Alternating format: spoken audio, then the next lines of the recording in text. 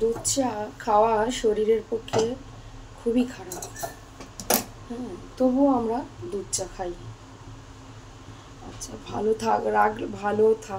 রাখলে ভালো থাকা যায়, আমরা এটা জানি, তবু আমরা মানুষকে ভালো রাখি না।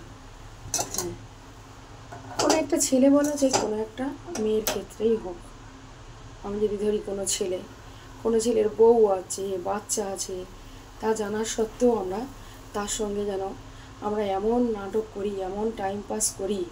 হ্যাঁ, রাত 12টার পরেও মেসেজ, রাত 12টার পরেও ফোন।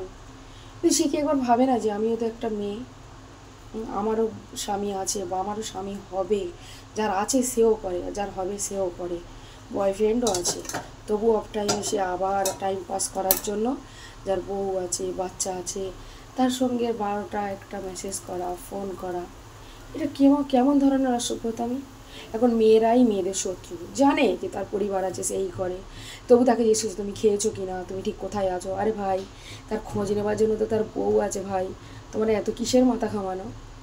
আজ তুমি যা করছো তোমার দায়ও তাই হবে, তুমি ভেবে রাখো, ওয়েট অ্যান্ড ওয়াচ।